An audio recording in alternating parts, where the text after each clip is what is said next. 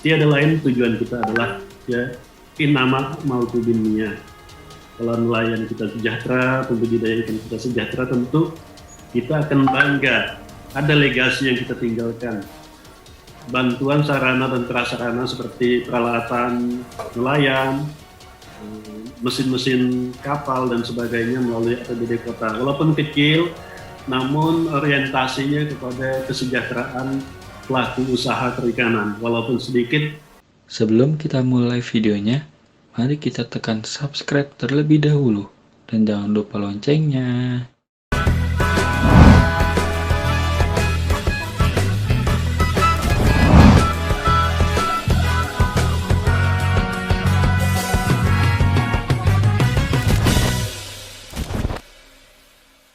Assalamualaikum warahmatullahi wabarakatuh. Salam sejahtera buat kita sekalian. Om Swastiastu, Namo Buddhaya, salam kebajikan. Senang sekali rasanya kita jumpa kembali di podcast Aspek Sindo Menyapa bersama Membangun Maritim Indonesia. Nah, sahabat Aspek Sindo, pada kesempatan ini kita akan ke ibu kota negara, di mana itu di Samarinda. Ini calon ibu kota negara kita. Nah, tentu kan kita harus mengetahui seperti apa persiapan-persiapan teman-teman di kota Samarinda untuk menyambut kepindahan ibu kota negara. Tentu kita akan melihat dari kacamata perikanan. Nah, seperti apa itu? Kita akan menyapa Bapak Kadis Perikanan Kota Samarinda, Bapak Sam Syaimun, Sarjana Ekonomi. Assalamualaikum Pak Kadis. Gimana kabarnya Pak Kadis? Sehat ya? Ya, selamat sore Pak. Selamat sore Pak Syam. Selamat sore. Yes. Sehat Pak Sam? Sehat Pak Fajar. Pak Fajar juga bagaimana sore ini Pak? Alhamdulillah. Sehat Pak Kadis. Ini kita masih apa namanya Pak Kadis? Masih masa PPKM lah di Jakarta. Sama Pak, di Samarinda masih PPKM level 4 sampai tanggal 9 Pak. Baik. Oh, di sana sampai tanggal 9 PPKM-nya Pak Kadis? Ya, sampai tanggal 9 rencananya. Oh, oke.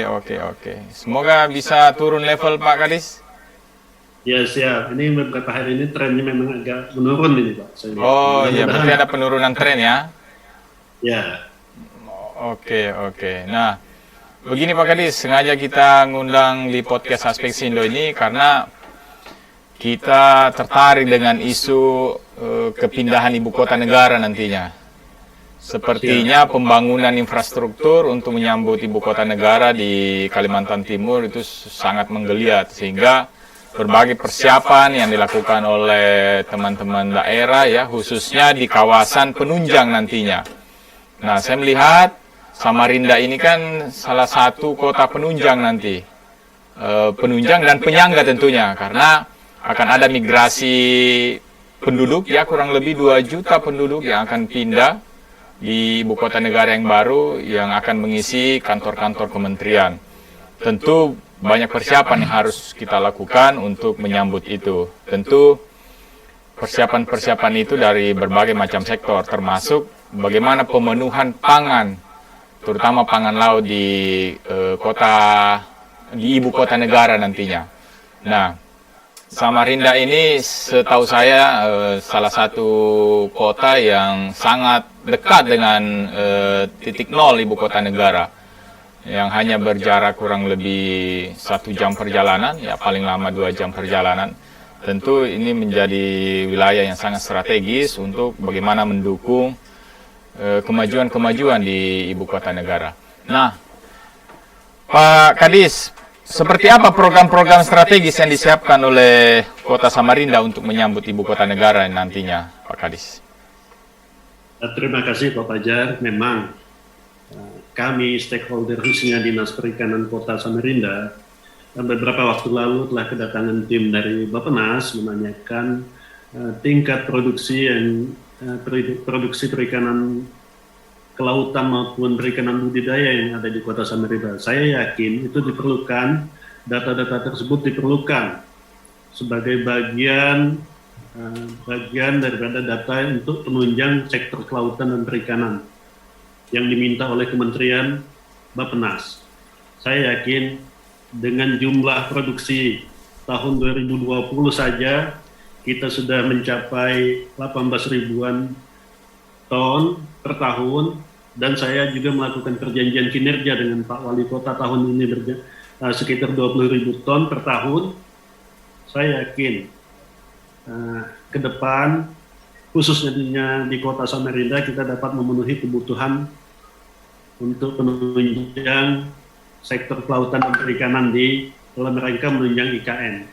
Terus terang saja Pak, kita sebagai ibu kota provinsi dengan anugerah demografi jumlah penduduk yang besar merupakan pangsa pasar yang empuk bagi sektor perikanan dan kelautan daerah-daerah kabupaten kota yang lain untuk memasarkan hasil perikanannya di Kota Samarinda.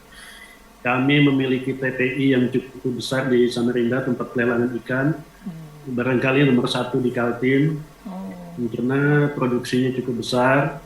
Yang kedua juga kami memiliki balai benih ikan di Lubuk Sawah yang tahap pengembangan.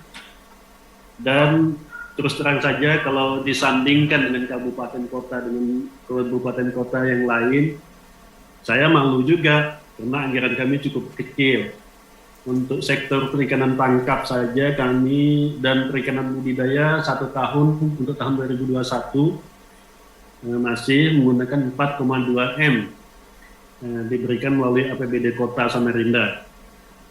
Namun demikian kami juga tidak patah semangat di dalam mensejahterakan masyarakat pelaku usaha perikanan melalui berbagai upaya pendekatan melalui wakil-wakil kita yang ada di DPR, di DPRD Kaltim maupun di DPRD Kota Samarinda. Kalau bisa bagi-bagilah dana aspirasinya kepada Dinas Perikanan, karena motivasi adalah mensejahterakan masyarakat perikanan, yaitu nelayan dan pelaku usaha budidaya perikanan. Tiada lain tujuan kita adalah inama mautu dunia. Kalau nelayan kita sejahtera, pembudidaya ikan kita sejahtera, tentu kita akan bangga. Ada legasi yang kita tinggalkan, kenang-kenangan kita di sisa waktu menjelang pensiun kurang lebih 2,5 tahun lagi Pak. Oke, jadi TPI di Kota Samarinda itu terbesar di Kalimantan Timur ya Pak Kadis ya? Ya, termasuk yang besar di Kaltim. Oke.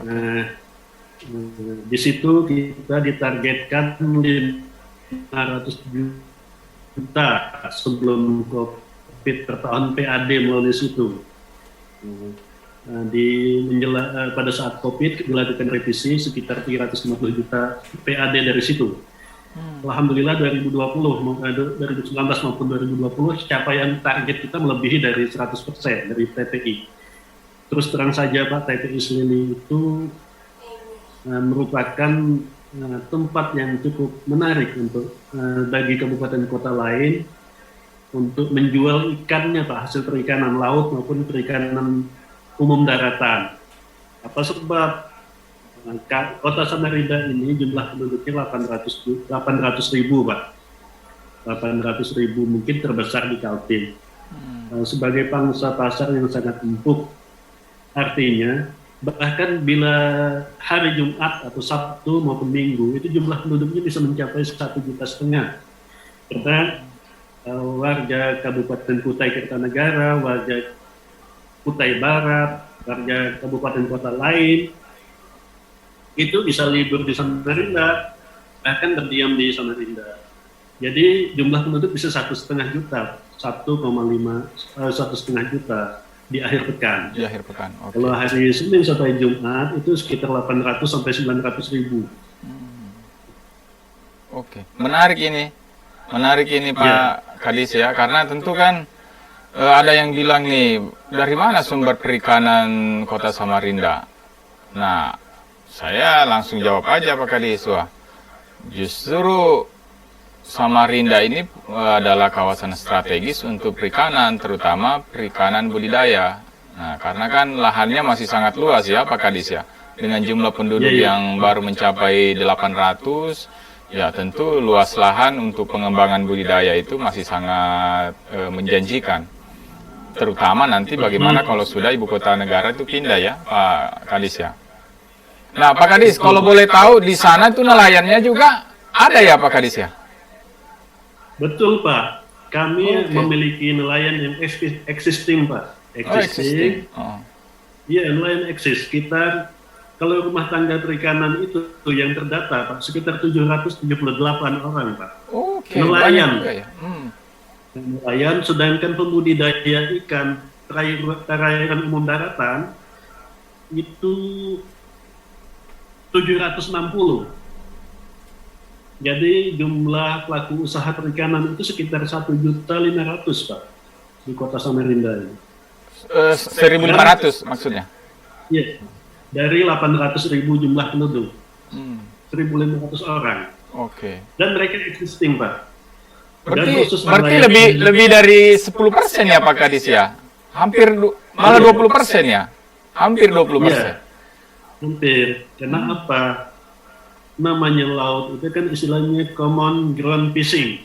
Oke. Kan laut tidak ada kapling-kaplingannya, Iya. Pak, ya. Betul. Beda dengan di daratan. Jadi istilah common ground fishing itu nelayan kita ada kampung nelayan, Pak, di Samarinda seberang, Pak, di Palaran. Kampung nelayan itu sudah dicanangkan sebagai kampung nelayan existing. Existing. Oke. Kami juga dalam rangka mensejahterakan nelayan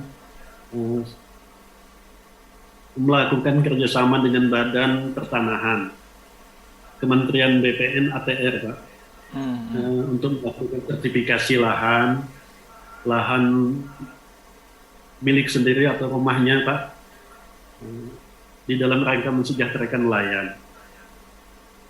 Oke. Nah, seperti apa program strategis yang dilakukan oleh Pak Kadis? Kami dalam rangka Iya. program strategis, tiap tahun kami mempertahankan stimulan-stimulan yang diberikan kepada para nelayan, pelatihan-pelatihan, pembekalan. Sebagai ilustrasi, beberapa 2 hari yang lalu kami melakukan sosialisasi tentang ikan layak tangkap, ikan layak simpan. Narasumbernya dari Balai Karantina dan Balai Pengawasan Perikanan, Kementerian Kelautan Perikanan. Begitu juga kegiatan-kegiatan lain, stimulan yang kami berikan setiap tahun selalu dianggarkan bantuan sarana dan prasarana seperti peralatan nelayan, mesin-mesin kapal dan sebagainya melalui APBD kota. Walaupun kecil, namun orientasinya kepada kesejahteraan pelaku usaha perikanan. Walaupun sedikit, walaupun anggarannya lebih kecil dibandingkan dengan kabupaten kota yang lain. Tapi kami berkeyakinan, bila mana masyarakat perikanan, khususnya nelayan dan pelaku usaha budidaya perikanan sejahtera, tentunya mereka, mohon maaf, akan kesejahteraannya lebih meningkat. Oke. Saya meyakini itu selama wabah COVID-19 yang ada di kota Samarinda ini, tidak pernah saya mendengar nelayan kita atau pembudidaya ikan kita yang berhenti berusaha. Justru pada 2 tahun wabah COVID pandemi 19 ini, mereka tetap eksis dalam melakukan usaha.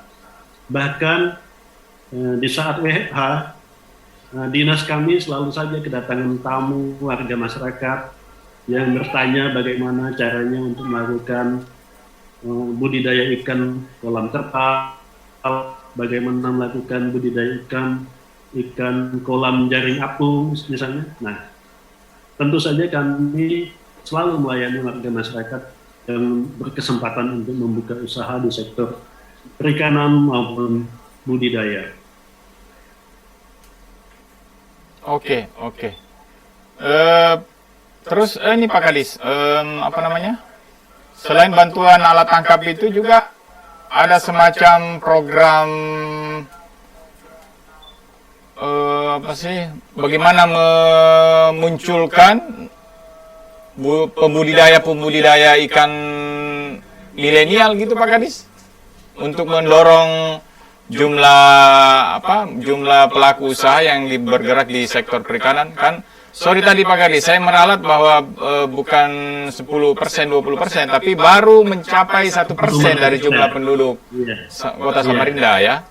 Ya, baru menuju 2%. Nah, kira-kira apa program strategis yang dilakukan oleh Pak Kadis untuk mendorong pelaku-pelaku usaha di sektor perikanan agar lebih banyak juga yang bergerak di sektor itu? Kami selaku Kepala Dinas diberikan amanah untuk meningkatkan produksi perikanan di Kota Samarinda. Dalam beberapa kesempatan, kami mengajak pelaku usaha perikanan yang sudah senior, umpamanya yang sudah tua,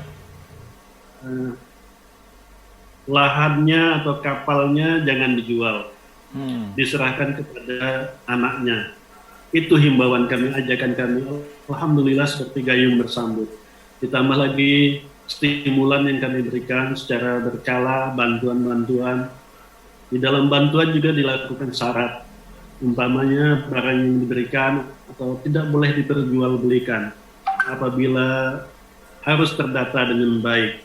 Di samping itu, di dalam berbagai event kami melakukan kegiatan-kegiatan sosialisasi maupun pameran. Seperti minggu ini, hari Minggu besok ada pertandingan atau lomba ikan koi, kelompok masyarakat Balikpapan dan Samarinda yang dilakukan di Stadion Segiri Samarinda. Begitu juga pelaku usaha ikan hias. Kita ada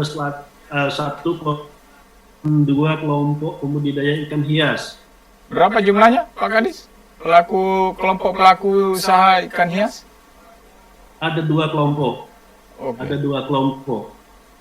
Ya, itu sudah existing bertahun-tahun. Jadi mereka bukan pekerjaan sampingan, sudah merupakan profesi, Pak. Sudah merupakan profesi yang digeluti selama ini.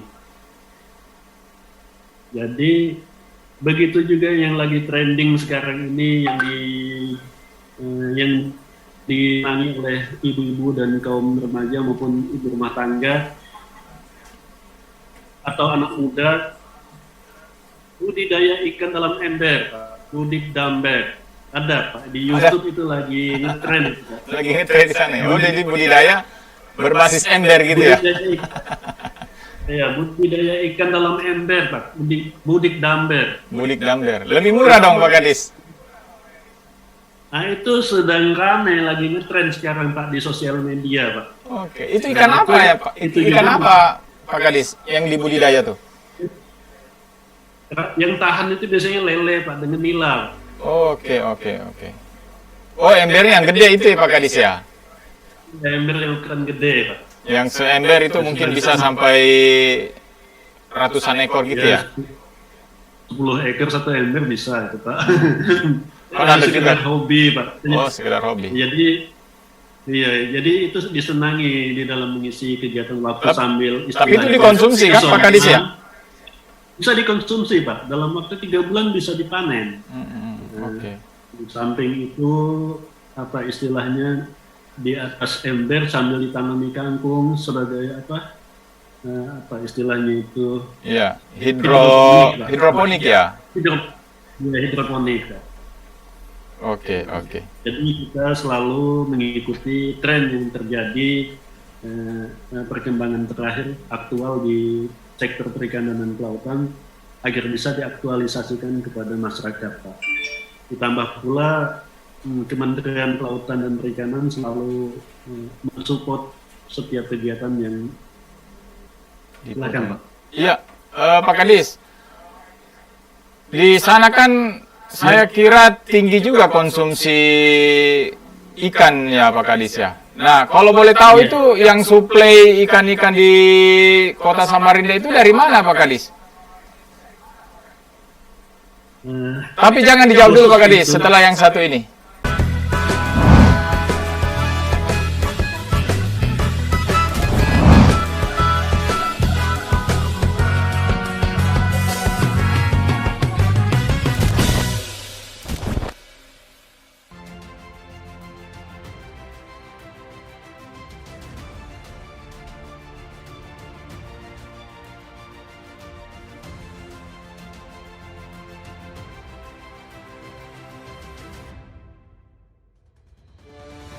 Konsumsi ikan itu sangat tinggi memang, karena memahami bahwa ya konsumsi ikan itu jauh lebih sehat. Nah, Pak Kadis, siapa yang suplai selama ini Pak Kadis? Setidaknya butuh suplai baru ya Pak Kadis ya. Artinya konsumsi di sana kan cukup tinggi, sedangkan stok ikan di Samarinda itu masih belum tercukupi gitu ya Pak Kadis ya. Perikanan di kota Samarinda itu berlebih apa kekurangan?